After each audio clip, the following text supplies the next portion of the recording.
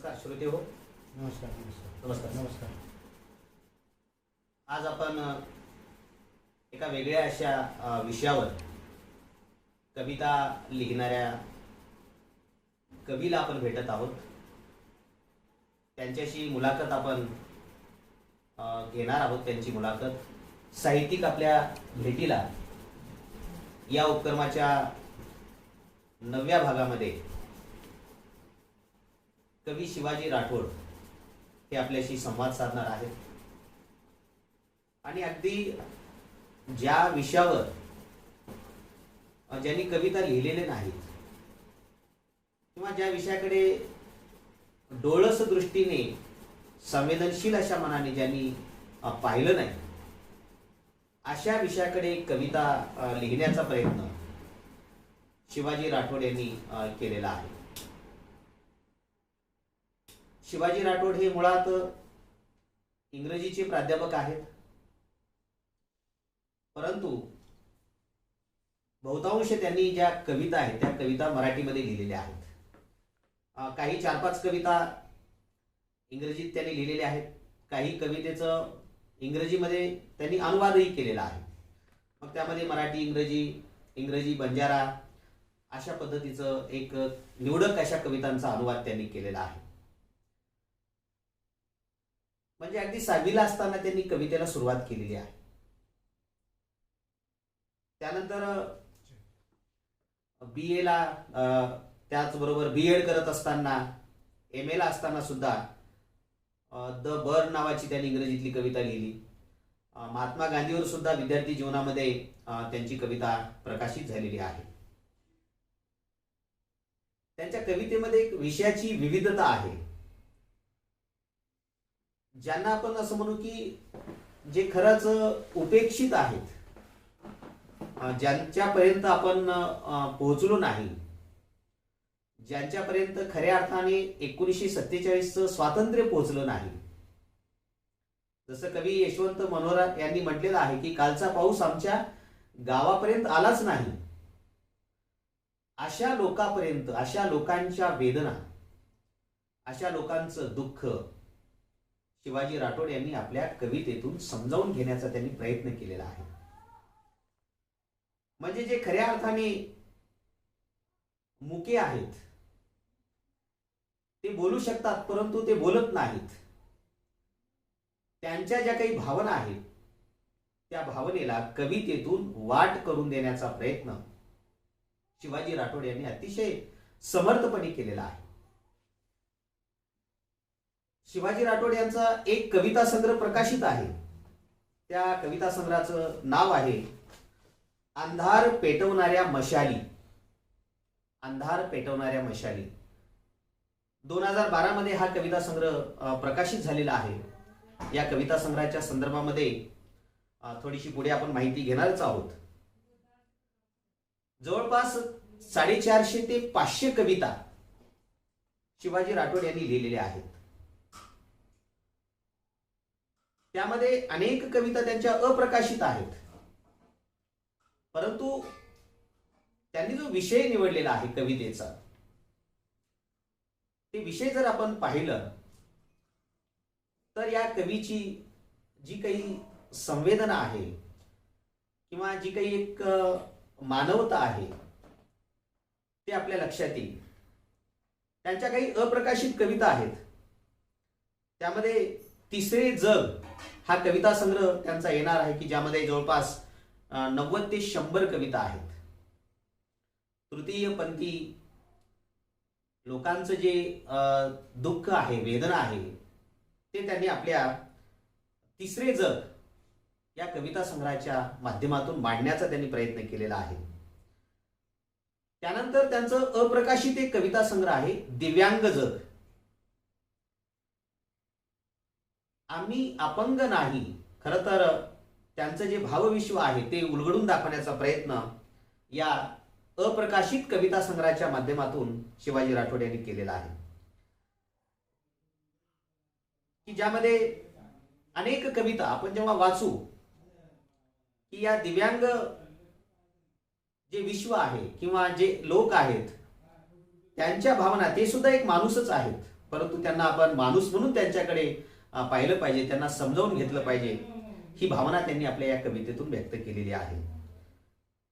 त्यानंतर तथागत नावाचा कविता संग्रह, काही वर्षांनी त्यांचा तो कविता संग्रह प्रकाशित होईल, ज्यामध्ये 60 कविता आहेत. सरनामा नावाचा कविता संग्रह अप्रकाशित आहे. राज्यघटनेवर आधारित तो कविता संग्रह आहे, ज्याच्यामध्ये 50 कविता आहेत. वृक्षवल्ली पर्यावरणाचा एक संदेश देणारा कविता संग्रह, ज्यामध्ये 60 कविता आहेत.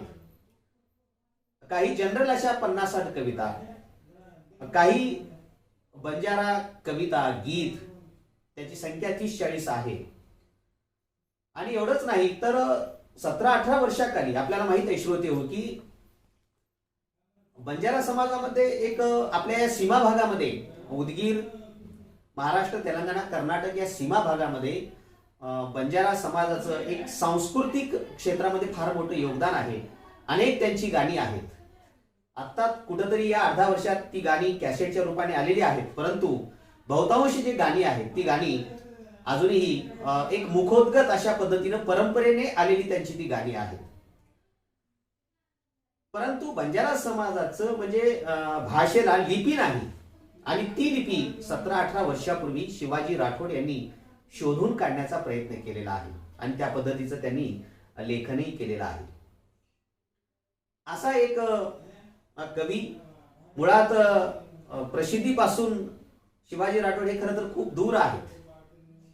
जरी काही कविता त्यांनी वेगवेगळ्या संमेलनाच्या माध्यमातून सादर केलेल्या जरी असल्या तरी आपली कविता प्रत्येक ठिकाणी आपल्याला सादर करण्याची संधी मिळाली पाहिजे, अशा पद्धतीची अपेक्षा त्यांनी कधी व्यक्त केलेली नाही.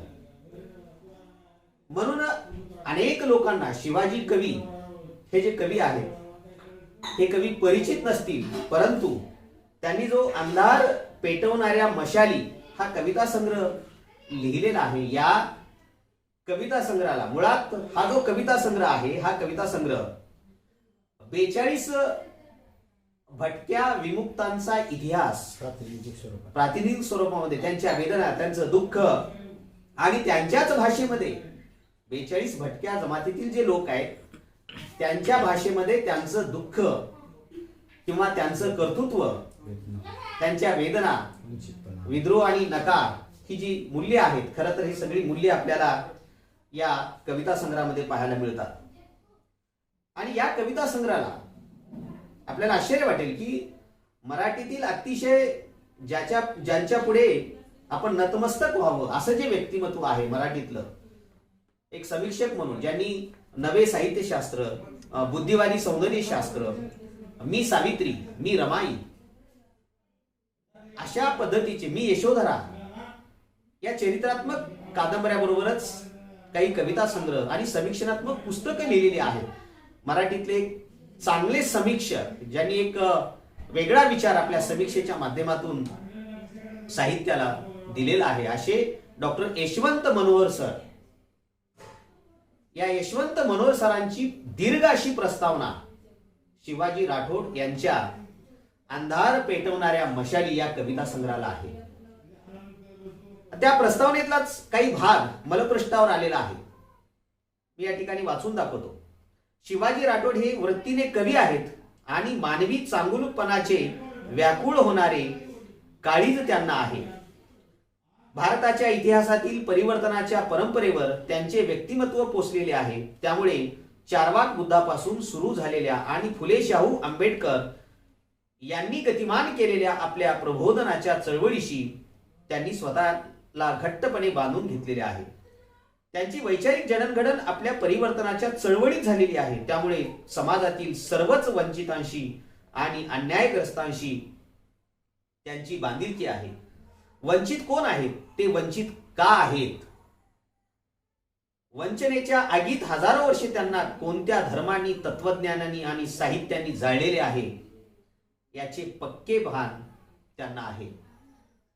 मुळात यशवंत मनोहराची दीर्घ प्रस्तावना वाचल्यानंतर या कवितेचं जे मोल आहे, या कवितेचं जे महत्व आहे ते आपल्या खऱ्या अर्थानं लक्षात येईल. एवढंच नाही तर मराठीतील अतिशय महत्वाचे असे लेखक, पत्रकार उत्तम कांबळे सर यांनी सुद्धा एक पत्र शिवाजी राठोड यांना हे कविता संग्रह वाचल्यानंतर लिहिलेला आहे. गावगाड्यात स्थान नसलेल्या आयुष्याला समग्र भिडणारा हा तसा पहिलाच काव्यसंग्रह आहे. म्हणजे ज्यांना गावगाड्यामध्ये स्थान आहे नाही, जे गावकुसा बाहेर आहेत, अशा लोकांना भिडणारा हा कवी म्हणून उत्तम कांबळे सर या पत्रातून खऱ्या अर्थाने त्यांचं त्या ठिकाणी त्यांनी गौरव केलेला आहे. तर श्रोत्यो, आपण या सगळ्या गोष्टी आता प्रत्यक्ष कवी शिवाजी राठोड सर यांच्याकडून आपण जाणून घेणार आहोत. राठोड सर, आपण कवितेला जी सुरुवात आपण केला ती केव्हापासून केला आणि आपल्या कविता लेखनामागची प्रेरणा कोणती आहे नेमकी? मी तसं पाहिलं तर सर, चौथीला असताना बंजारा भाषेतून एक गीत लिहिलं होतं आणि ते गीत असं होतं की हिपी कला ती दिसारो जानिया रे असं वेगळीच कली रदनिया. हिपी कला ती म्हणजे केस वगैरे वाढवून हे जसं जाण्या दिसतंय माणूस, तसं त्याच्यावर एक टीकात्मक लिहिलं होतं. त्यानंतर मी BA ला असताना इंग्रजीतून अ बर्ड नावाची एक कविता लिहिली होती. त्यानंतर MA ला असताना एक दोन इंग्रजीतल्या कविता लिहिली होते, लीडर, त्यानंतर अ लेडी. आणि BEd ला शिकायला असताना अकलूजला त्या ठिकाणी मी भित्तीपत्रकावर कविता लावण्यासाठी आमच्या सरांच्या आग्रहाखातर आणि माझ्या स्वयंप्रेरणेनं मी महात्मा गांधीजीवर कविता लिहिली होती. नंतर मी प्राध्यापक म्हणून, इंग्रजी विषयाचा प्राध्यापक म्हणून चामरगा येथे जॉईन झाल्यानंतर का कुणास ठाऊक मला स्वयंप्रेरणा मिळाली आणि मी काय केलं की त्या लहान बालकाकडे पाहून त्यांची प्रेरणा म्हणा, त्या लहान बालकांच्या चेहऱ्यामध्ये जणू काही आरसा, त्या आरशेत माझा चेहरा मला दिसू लागला आणि मी कविता लिहायला चालू केली. आणि मग होता होता होता होता असं झालं की मी त्या 5-50 कविता घेऊन प्राध्यापक शिवाजी जवळगेकर सर, जे आपल्या हॉबी स्वामी कॉलेजला प्राध्यापक म्हणून होते उदगीरला, त्यानंतर ते दयानंद कॉलेजला लातूरला गेले. मग मी प्रस्तावनेसाठी मी त्यांच्याकडे गेलो. मग त्यांनी मला सांगितले की शिवाजी, मी त्यांचा विद्यार्थी जवळगेकर सरांचा, शिवाजी की अशी जनरल कविता लिहिण्यापेक्षा वाडी तांड्यावर जे दुःख आहे, जे दुःख तुम्ही भोगलेलं आहे, जे जगलेलं आहे, ते तुमच्या लिखाणातून झरू द्या, तुमच्या पेनेतून झरू द्या, कागदावर उतरू द्या, अशी मला प्रेरणा त्यांनी दिली. आणि मग मी होता होता हॉबी स्वामी कॉलेजचे संगीत विभागाचे कृष्णा अनवले, प्राध्यापक कृष्णा अनवले सर, हे माझे मित्र आणि वर्गमित्र. आणि त्यांचे थोरले बंधू लातूरला सुधीर अनवले, प्राध्यापक सुधीर अनवले बश्वर कॉलेजला प्राध्यापक. आणि मग त्यांनी भटक्यांच्या चळवळीत सक्रिय काम केलेले आणि त्यांनी भटक्यांमध्ये असल्यामुळे आणि मीही त्याच्याकडे आकर्षिला गेलो, मीही भटका त्याच्याकडे आकर्षिले गेलो. आणि मला प्राध्यापक जवळगेकर सर आणि अनवले सर आणि कृष्णा अनवले, हॉबी स्वामीचे प्राध्यापक डॉक्टर कृष्णा अनवले यांच्या प्रेरणेने आणि त्यांच्या वडिलांचाही मला म्हणजे मोलाचा वाटा, सिंहाचा वाटा मला प्रेरणा देत नाही. रामदास अनवले गुरुजी. आणि त्याच्यामुळे काय झालं की मी आता आपण या सर्व सरांची प्रेरणा घेऊन आपण जे दुर्लक्षित असे किंवा ज्यांचे दुःख कोणी मांडलेलं नाही किंवा मांडलेलं जरी असलं तरी आपणही मांडावं, अशी मला म्हणजे प्रेरणा मिळाली त्यांच्याकडून. आणि मग मी लिहायला लागलो. आणि हे लिहित असताना मी प्रत्यक्ष त्या समाजाच्या व्यक्तींना त्या तांड्यावर, वाडीवर, वस्तीवर जाऊन मी प्रत्यक्ष जाऊन भेटलो आणि अनुभव घेतलो. आणि मी स्वतःही वाडी तांड्यावरचा असल्यामुळे मी जगलेलं आहे, वागलेलं आहे, दुःख भोगलेलं आहे.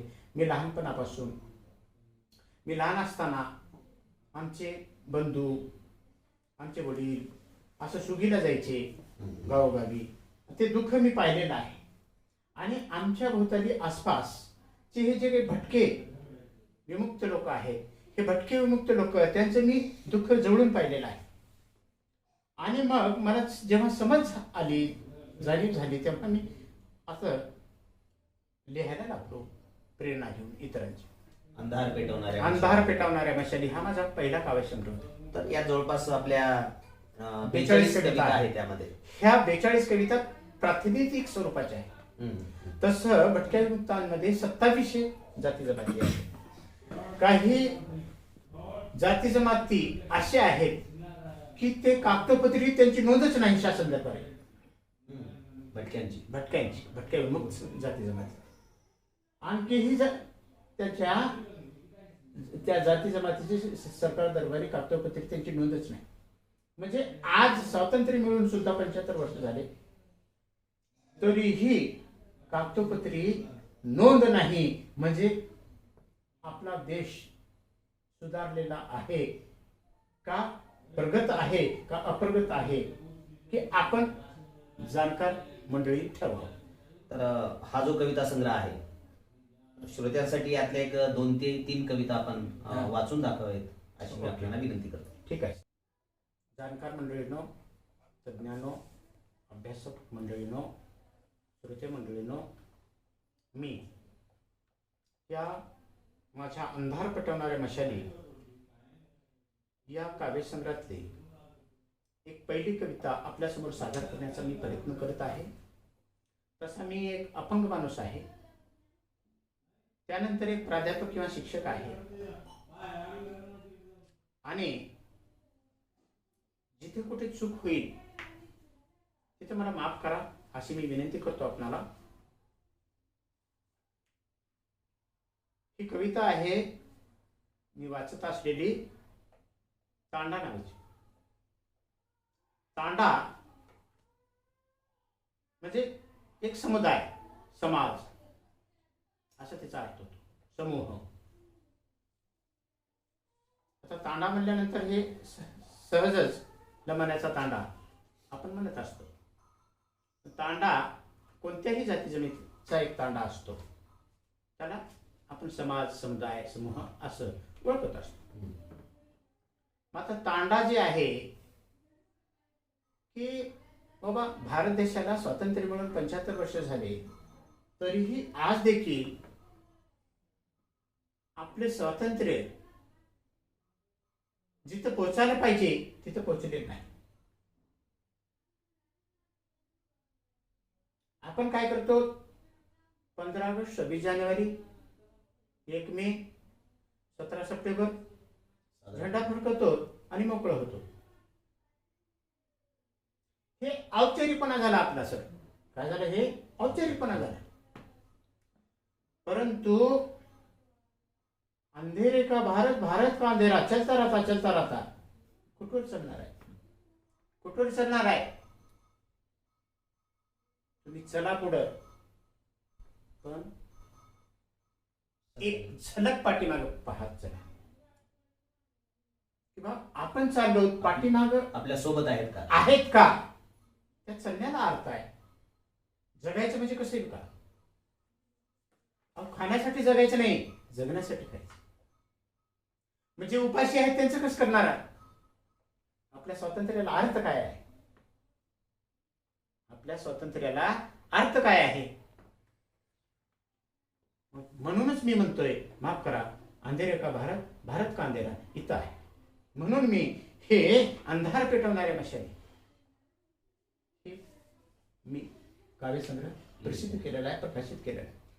तर तांडा म्हणजे पूर्वीच्या काळी पारंपरिक पद्धतीनं या ठिकाणी 4-8 दिवस, महिना, 6 महिने आणि तिथून मग दुसरीकडे जायचं. एका गराशा नावाच्या बैलावर आपले मीठ वगैरे त्या गोणीमध्ये पोत्यामध्ये मीठ घालायचं आणि ते व्यापार करायचा. असे पद्धत होती किंवा अशी पद्धत होती. आणि मग तिथं जाऊन 4 लोक म्हणजे एकत्र यायचे. 25 लोक म्हणा, 50 लोक म्हणा, त्या ठिकाणी समुदाय जमायचा, त्याला तांडा म्हणतात. तांडा. हळूहळू हळूहळू हळूहळू हा समाज, बंजारा समाज किंवा दमानी समाज स्थिर झाला. परंतु काही काळापर्यंत त्यांना स्वातंत्र्यच नव्हतं. पंडित जवाहरलाल नेहरू पंतप्रधान सोलापूरला आले होते 52च्या सुमारास. त्यावेळेस आपल्या बंजारा समाजात कुठं नोंदच नव्हती, शासन दरबारी दखलच घेतली नव्हती. ह्यांना स्वातंत्र्य नाही. मग त्या ठिकाणी दखल घेतली पंडित जवाहरलाल नेहरू आणि म्हणले हे काय आहेत किंवा हे भटके विमुक्त जे आहेत, विमुक्त जाती म्हणजे विशेष असे जाती, ह्यांना म्हणजे प्रगतीच्या प्रवाहामध्ये आणलं पाहिजे हे त्यांनी त्या ठिकाणी ठाणलं. तर मला वाटतं तांडा हा भटका समाज आहे, आता थोडासा स्थिर झाला आहे. पण आजही गावोगावी शिवार भटकणारा हा तांडा किंवा हा बंजारा समाज आहे. बंजारा समाजाशिवाय कोणत्याही धनिकांची, श्रीमंताची ऊस कटाई होऊ शकत नाही, होत नाही. आणि होत असतील तर ते कुठेतरी दुर्मिळच आहे. मग अशा भटक्या समाजाबद्दल मी लिहिणं मला उचित वाटलं आणि म्हणून मी लिहिलेलं आहे. पण परिस्थिती काळानुसार बदलत असते, काळाच्या ओघात काही गोष्टी बदलत असतात, तरी परंतु काही गोष्टी तशाच असतात असं आहे. तर अशा दुःखितांचे किंवा दुःखी बंजारा समाजाची मी कविता आपणासमोर सादर करत आहे. कृपया ऐका. गात राहतो गीत वेतांचे कोण बरे ऐकत आहे. गात राहतो गीत वेतांचे कोण बरे ऐकत आहे. शब्दांचे सूर मनात काहूर नित्य जरूर माजवत आहे. शब्दांचे सूर मनात काहूर नित्य जरूर माजवत आहे.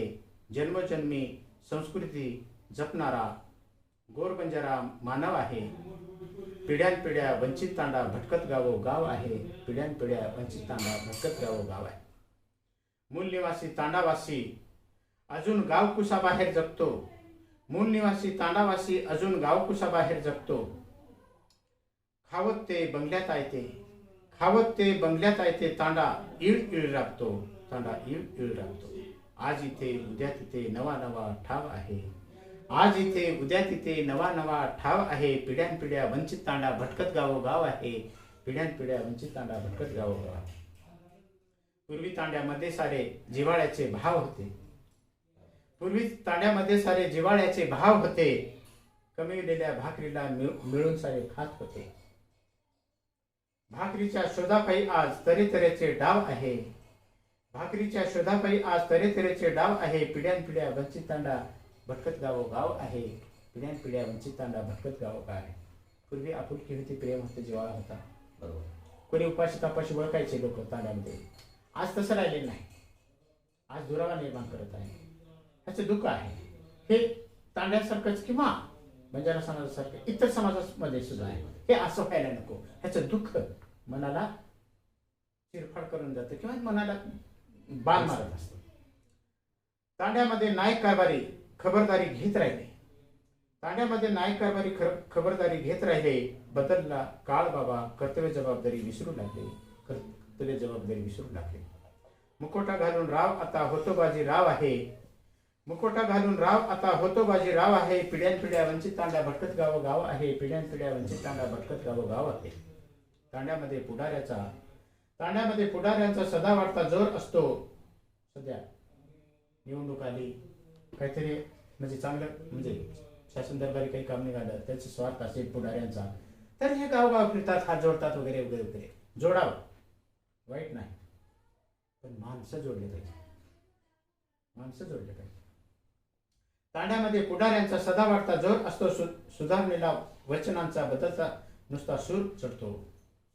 तांड्यामध्ये पुढाऱ्यांचा सदा वाढता जोर असतो, सुधारणेला वचनांचा बदलता नुसता सूर चढतो. एकीनेकी सदाचाराला कुऱ्हाडीचा घाव आहे, एकीनेकी सदाचाराला कुऱ्हाडीचा घाव आहे. पिढ्यानपिढ्या वंचितांना भटकत गाव आहे, पिढ्यानपिढ्या वंचितांना भटकत गाव आहे. शिक्षणाचा बोलबाला मिळाली कुठे सवड. शिक्षण गावगावी पसरलं होतं, परंतु सवड कोणाला भेटत होती? कारण रोजीरोटीचा प्रश्न होता. जसं गोरगरिबांचं होतं, सगळ्या जाती जमातीचे समाजातले, तसं ह्या बंजारा जातीतील मुलाबाळांचं होतं. शिक्षणाचा बोलबाला मिळाली कुठे सवड, इथे शिकण्याची आस असूने इथे परवड नसते. ज्ञानाच्या नावावर आज भलताच आव आहे, ज्ञानाच्या नावावर आज भलताचा आव आहे. पिढ्यानपिढ्या वंचितांना भटकत गाव आहे, पिढ्यानपिढ्या वंचितांना भटकत गाव आहे. नवे नवे दिवस हे नित्य नवी नवी पहाट, नवे नवे दिवस हे नित्य नवी नवी पहाट. मिळेल ते काम देतील ते दाम, अशीच वही वाट. गाळलेल्या घामाला आज मनावरचा भाव आहे, गाळलेल्या घामाला आज मनावरचा भाव आहे. पिढ्यानपिढ्या वंचितांना भटकत गाव आहे, पिढ्यानपिढ्या वंचितांना भटकत गाव आहे. पाठीवरचं पोट सदाचं, पाठीवरचं पोट सदाचं आताशी हातावर येऊ पाहतं, पंखधारी गिधाडांना मात्र हातच हिसका वाटतं. साहेब, प्राध्यापक साहेब, सर, श्रोत्यांनो विनंती करून सांगतो की जिसकी लाठी उसकी भैंस, जिसकी लाठी उसकी भैंस. असेल वशिला तर नोकरी मिळेल वशिला, मशिला. ज्याचं कोणीतरी आहे त्याचं जगणं आहे, वागणं आहे. नाहीतर असं कितीही तळागाळामध्ये खितपतत समाज जगत आहे, जगतो आहे. आपण त्याचा विचार करत नाही, आपण त्याचा विचार करत नाही. चालत राहत कुठवर चालणार आहे, या गोष्टीचा विचार झाला पाहिजे. पाठीवरचं पोट सदाचं आताशी हातावर येऊ पाहतं, पंखधारी गिधाडांना मात्र हातच हिसकावं वाटतं. माणसाच्या अकलेला असा कसा वाव आहे, माणसाच्या अकलेला असा कसा वाव आहे. पिढ्यानपिढ्या वंचितांना भटकत गाव आहे, पिढ्यानपिढ्या वंचितांना भटकत गाव आहे. सोडून सारे लागे बांधे आप्त नातेदारी धागे, तांडा चालला काळाचा, काळ पुढे पुढे तांडा मागे. रोजच रोज कितीतरी नुसतीच धाव धाव आहे. पिढ्यानपिढ्या वंचितांना भटकत गाव आहे, पिढ्यानपिढ्या वंचितांना भटकत गाव आहे. शेवटचं कडवं आहे. पुन्हा पुन्हा मरून जगलेलं तांडा नित्य भटक, पुन्हा पुन्हा मरून जगलेलं तांडा नित्य भटक. जगणं असे झालेलं आयुष्य सारं फाटक, पुन्हा पुन्हा मरून जगलेलं तांडा नित्य भटक. जगणं असं झालेलं आयुष्य सारं फाटक. तांडा आज किनाऱ्याविना सागरातली नाव आहे, तांडा आज किनाऱ्या विना सागरातली नाव आहे. पिढ्यानपिढ्या वंचित तांडा भटकत गाव आहे, पिढ्यानपिढ्या वंचित तांडा भटकत गाव आहे. अजून एखादी कविता आपण ठीक आहे सर, सादर करावी.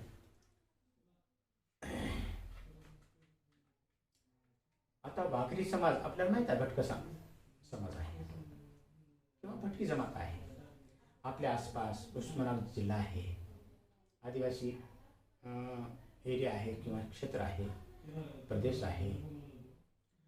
इकडं औराद शेजारी आहे. अशा आसपास आम्ही लहान असताना वाघरी समाज आम्ही प्रत्यक्ष म्हणजे शिवार तांडा करून राहिलेले किंवा झोपडी करून राहिले आम्ही पाहिलेलं आहे लहानपणी.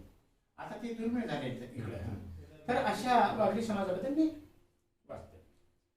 जात पंचायत वसई न्याय मंदिर आहे, जात पंचायत वसई न्याय मंदिर आहे. न्याय निवाड्याची रीत एक आगळी आहे. जात पंचायत वसई न्याय मंदिर आहे, न्याय निवाड्याची रीत एक आगळी आहे. नवे शतक ग बाई, नवे शतक ग बाई, तिच्या भिंती लई पक्या. सूर पंचामुखी बघ कैक पोकळी आहे, कैक पोकळी आहे. भुई वरी घसारी, भुई वरी घसारी, लाल रक्ताची माणसं. भुईवरी घसारी लाल रक्ताची माणसं जाती विना लग्नाची हक आरोळी आहे, हक आरोळी आहे.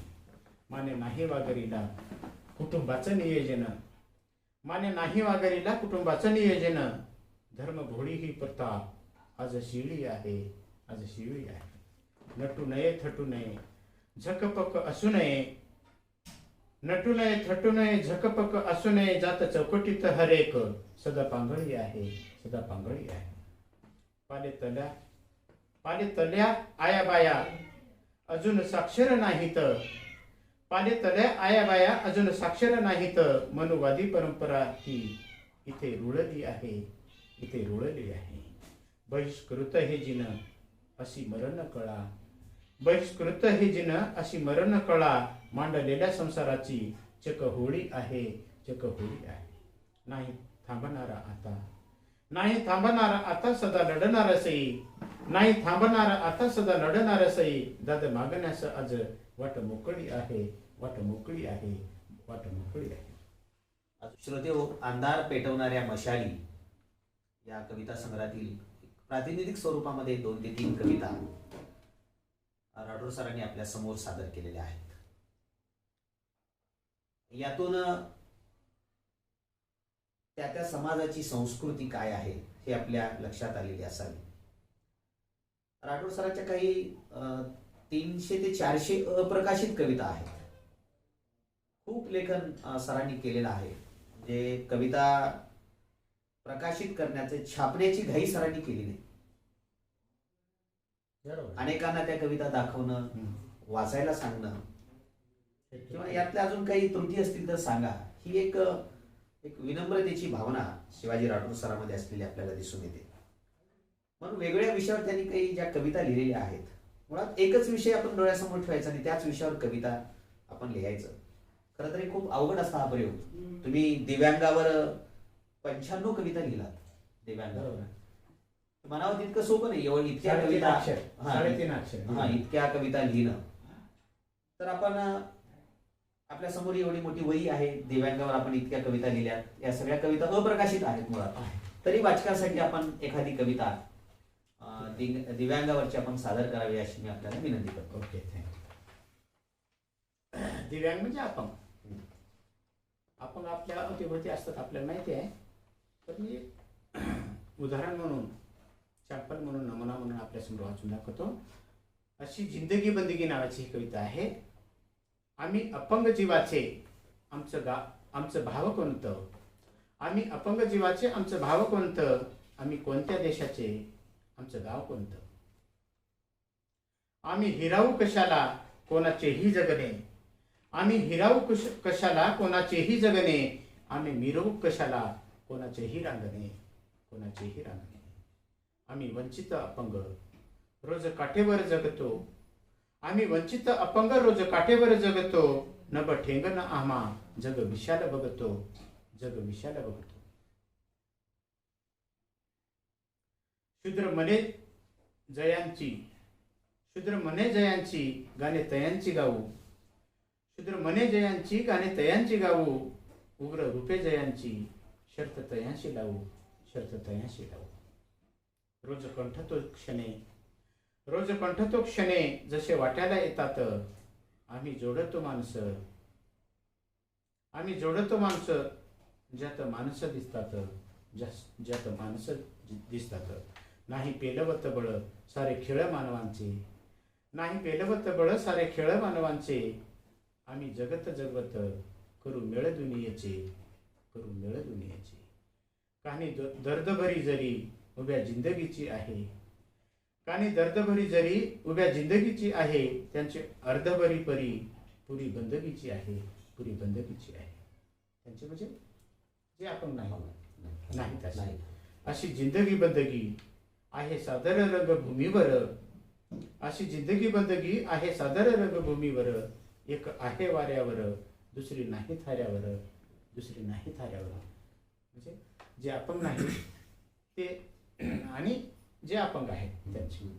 जे होईल ते हो, जे होईल ते हो, जे वाहील ते वाहो. आम्ही चराचर सांभाळू, आम्ही चराचर सांभाळू. सारे आनंदात राहो, सारे आनंदात राहू, सारे आनंदात राहू. धन्यवाद राठोड सर.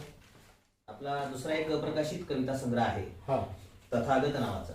हा आपल्याला माहिती आहे की एक भारतातले पहिले क्रांतिकारक समाज सुधारक म्हणून महात्मा जगातले म्हणजे तरी चालेल. जगातले महात्मा गौतम बुद्ध यांच्याकडे आपण पाहत असतो. खऱ्या अर्थाने ज्यांनी प्रज्ञाशील आणि करुणा हे क्रांतिकारी तत्वज्ञान या जगाला दिलेलं आहे. 40 ते 50 कविता तुम्ही लिहिला. हा एक अप्रकाशित कविता संग्रह आहे, परंतु विषय खूप महत्वाचा आहे का महामानवावर आपण ह्या कविता सगळे लिहिलेल्या आहेत. हळूहळू प्रकाशित करणार आहे. हा, तर आपण याही अप्रकाशित कविता संग्रहातील तथागत नावाचा कविता संग्रह आपला जो आहे अप्रकाशित, त्यातली एखादी कविता आपण श्रोत्यासाठी सादर ठीक आहे करायचं. सर, सादर करतो. बुद्ध मार्गदाता अशी कविता आहे ती. आता आपल्याला सगळ्यांना माहिती आहे गौतम बुद्धाबद्दल, महामानव होऊन गेले. तर जगपिता बुद्ध मार्गदाता, जगपिता बुद्ध मार्गदाता, उठता बसता मी समर्थ आहे, उठता बसता मी समर्थ आहे. देह रूपात नसले तरी बुद्धांना अमरत्व प्राप्त आहे, बुद्धांना अमरत्व प्राप्त आहे. रोज मला याद आहे, रोज मला याद आहे माझ्या तनामनात बुद्ध आहे, रोज मला याद आहे माझ्या तनामनात बुद्ध आहे. बुद्ध तत्व अंगीकारणे माझ्या मनाची जिद्द आहे, माझ्या मनाची जिद्द आहे. जीव अन्नावर जगतो, जीव अन्नावर जगतो, जीव प्रेम करून नावर जगतो आहे. माझ्या जवळची करुणा मी बुद्धाजवळून पक्की शिकलो आहे, पक्की शिकलो आहे. मौलिक ग्रंथात बुद्ध आहे, उभ्या जगाला साथ देत आहे. माणसा तुझ्या तोंडात हरघडी बुद्धाची बात आहे, हरघडी बुद्धाची बात आहे. कणाकणात बुद्ध आहे, एक माणूस कितपत शुद्ध आहे, कणाकणात बुद्ध आहे, एक माणूस कितपत शुद्ध आहे. प्रकृती प्रमाद रे वीरांनो, प्रकृती प्रमाद रे वीरांनो, बुद्ध जाना सारे अंतिम हद्द आहे, सारे अंतिम हद्द आहे. Okay, thank you. तर आपलं वृक्षवल्ली नावाचा एक कविता संग्रह आहे, हा तोही अप्रकाशितच आहे. हा प्रकाश जवळपास याही कविता संग्रहामध्ये आपल्या 60 एक कविता आहेत. हो, त्यातली एक कविता आपण सादर ठीक करूया. आहे. तर आता ह्या वृक्षवल्ली कविता संग्रहातले एक नमुना म्हणून मी सादर करतो आपल्यासमोर. तर शीर्षक आहे किंवा टायटल, मुख्य झाडे एकी जोडे, मुख्य झाडे एकी जोडे. झाडाची बाकडे झाडाला साकडे, झाडाची बाकडे झाडाला साकडे, ज्येष्ठ विसावले, ज्येष्ठ विसावले, आराम बापडे, आराम बापडे. सुखदुःखाच्या सभा परिषदा, सुखदुःखाच्या सभा परिषदा, कुठले बंधन कुठला कायदा, कुठले बंधन कुठला कायदा. वृक्ष सावलीला, वृक्ष सावलीला कुठली आली हेवा, वृक्ष सावलीला कुठली आली हेवा. अंतरीचे भान जाण रे मानवा, अंतरीचे भान जाण रे मानवा. जाणकार बांधव दयावान आपली, जाणकार बांधव दयावान आपली, माणुसकी जागवून बांधिलकी जपली, माणुसकी जागवून बांधिलकी जपली. मुखी झाडे एकी जोडे, मुखी झाडे एकी जोडे, झाडे लावा जिकडे तिकडे, झाडे लावा जिकडे तिकडे, झाडे लावा जिकडे तिकडे. धन्यवाद राठोड सर. ओके, खरं तर आपल्या खूप कविता आहेत. मी जे आता सगळं तुमचं पाहिलेलं आहे, आणि कविता तुम्ही जवळपास घाटोडं बांधूनच तुम्ही ठेवलेलं आहे कपड्यामध्ये. काही आपले जनरल 50-60 कविता आहेत, विशेषतः आपले बंजारा गीत आहेत, 30-40 कविता आहेत. लिपी आहे. तृतीयपंथीवर आपण 100 कविता लिहिलेल्या आहेत. सरनामा नावाचा एक कविता संग्रह आपला येणार आहे, तो प्रकाशित आहे. त्यातही आपल्या 50 कविता आहेत. राज्यघटनेतील जे प्रिॲम्बल, हा, म्हणजेच त्याला काय म्हणतात, आपण प्रार्थनेच्या वेळेस शाळेतली मुलं म्हणतात प्रिॲम्बल म्हणजे सरनामा. सरनामा हा, म्हणजे त्याला आणखी 2 शब्द आहेत दुसरे. प्रतिज्ञा, प्रतिज्ञा नाही, प्रतिज्ञा नाही, ते परिशिष्ट, परिशिष्ट सरनामा, प्रिॲम्बल इंग्लिशमध्ये म्हणतात सरनामा. म्हणजे राज्यघटनेमध्ये काय आहे त्याचा एक आरसा किंवा आरसा स्वरूपामध्ये सरनामा आहे.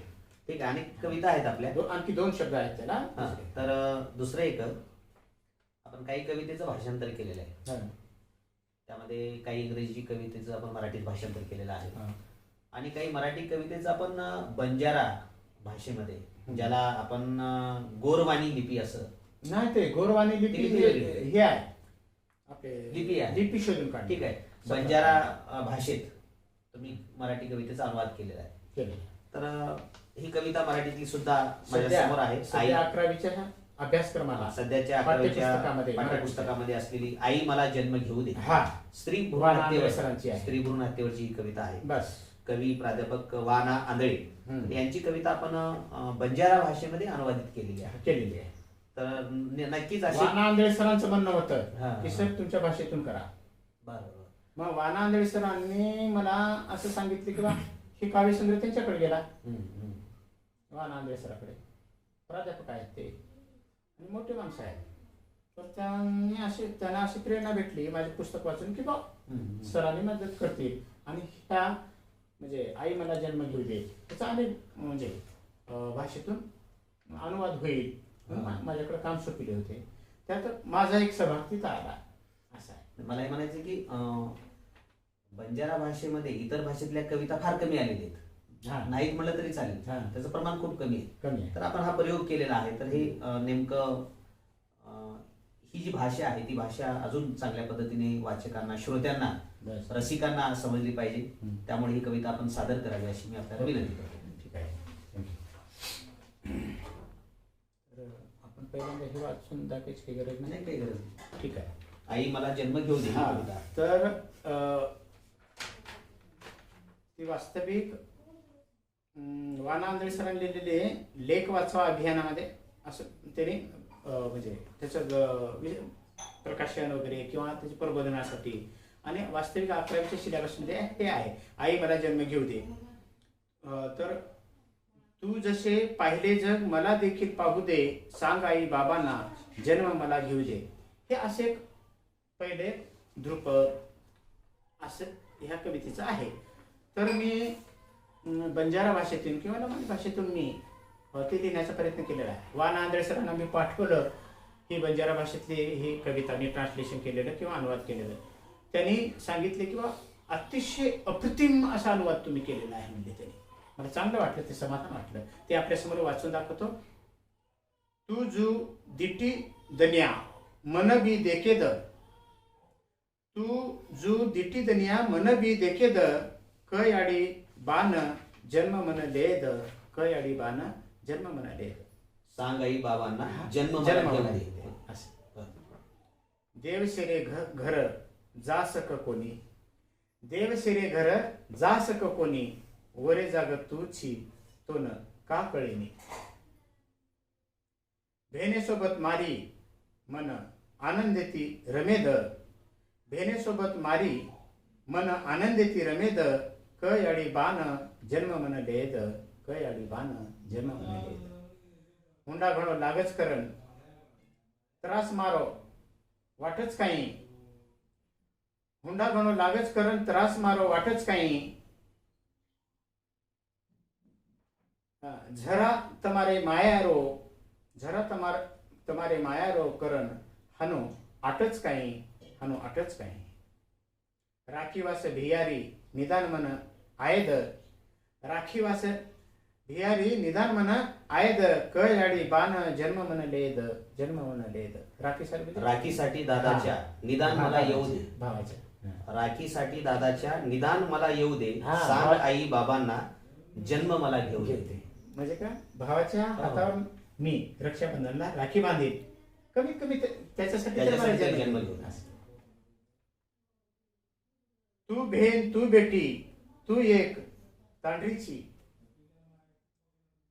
तू एक बेटी तू बहीण तू बेटी तू एक तांडरीची, काल जत तू व्यक्ती आजवत मचू, तू जू जोडी नातो वसे मन जोडेद, कयाडी बाण जन्म मन लेद, कयाडी बाण जन्म मन लेद.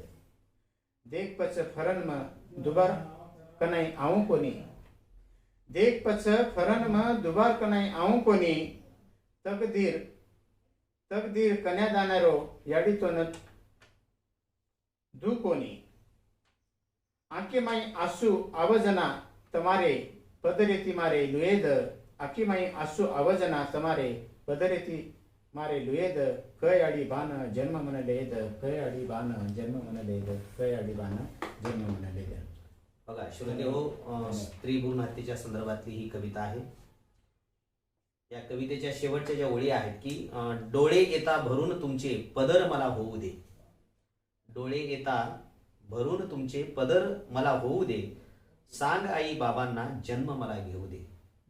ही विनंती करते की मी कुणाचं नुकसान करणार नाही, वाईट करणार नाही. मी सुद्धा एक माणूस आहे, मलाही भावना आहेत, माझंही स्वप्न आहे, माझ्याही इच्छा आहेत, माझ्याही आकांक्षा आहेत आणि मी देखील माणूस आहे.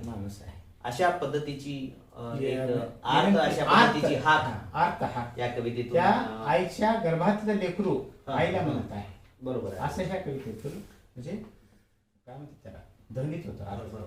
तर श्रोतेहो, आपण या ठिकाणी अगदी विस्ताराने शिवाजी राठोड सर कवी यांची मुलाखत आपण घेतलेली आहे. त्यांच्या वेगवेगळ्या ज्या कविता आहेत त्याचं सादरीकरणही या ठिकाणी झालेलं आहे. प्रत्यक्ष तुम्ही जेव्हा ते कविता वाचाल तेव्हा आपल्या लक्षात येईल की त्या कवितेची जी भाषा आहे किंवा त्या समूहाची जी संस्कृती आहे ती माणसं कशी जगली, कशी भेटली, कशी वागली, तसंच शिवाजी राठोड यांनी आपल्या कवितेमध्ये दुःख बघून त्यांनी त्या पद्धतीचं उभं केलेलं आहे. या ठिकाणी शिवाजी राठोड यांनी ह्या कविता लिहित असताना आपल्या विद्वत्तेचा, आपल्या ज्ञानाचा स्पर्श त्या ठिकाणी होऊ दिला नाही. हे या कवितेचे एक वैशिष्ट्य आहे. त्यांची भाषा, त्यांची संस्कृती किंवा त्यांचे जे काही कायदे आहेत, जात पंचायत वगैरे आहे, ते त्याच पद्धतीने त्यांनी व्यक्त केलेलं आहे. दुसरं एक शिवाजी राठोड सरांचं वैशिष्ट्य श्रोते हो, त्यांनी एक 15-20 कविता अशा लिहिलेल्या आहेत की एखाद्या कुटुंबामध्ये एखादा कर्तव्यदक्ष एखादा पुरुष आहे, महत्वाचा एखादा व्यक्ती आहे, ज्या व्यक्तीने आपल्या कुटुंबासोबतच सामाजिक बांधिलकी देखील जपलेली आहे आणि अशा व्यक्तींचा मृत्यू झाल्यानंतर शिवाजी राठोड सरांनी त्या व्यक्तीवर कविता लिहून ती कविता अशी फ्रेम करून त्यांनी त्या कुटुंबाला ती कविता भेट दिलेली आहे आणि अनेकांच्या घरामध्ये खरं तर त्या कविता आता आहेत. अशा पद्धतीनं एक वेगवेगळे प्रयोग करणारे शिवाजी राठोड सर आपण सगळ्यांना सोबत घेऊन गेलं पाहिजे ही त्यांची भावना. आणि श्रम करणारा जो समाज आहे, श्रम करणारी जी माणसं आहेत, तांड्यावरची, वस्तीवरची, पाल ठोकून त्या ठिकाणी जाणारी, भ्रमंती करणारी, बरोबर आहे, परंतु तिथे गेल्यानंतर श्रम करणारी जी माणसं आहेत त्या माणसाचं जे विश्व आहे ते विश्व आपल्या कवितेतून शिवाजी राठोड यांनी साकार करण्याचा प्रयत्न केलेला आहे. म्हणून एक समतेची, एक मानवतेची तुतारी कवी शिवाजी राठोड यांनी आपल्या कवितेतून फुंकण्याचा प्रयत्न केलेला आहे. असा एक मानवतेचा गीत गाणारा कवी शिवाजी राठोड यांच्याशी आपण या ठिकाणी दीर्घ अशी मुलाखत साहित्यिक आपल्या भेटीला या उपक्रमामध्ये आपण साधलेली आहे. अनेक कविताही त्यांनी सादर केलेल्या आहेत. पुनश्च एकदा मी या उपक्रमामध्ये शिवाजी राठोड सर हे सहभागी झाल्यामुळं त्यांचे मी मनपूर्वक आभार मानतो. धन्यवाद. धन्यवाद सर.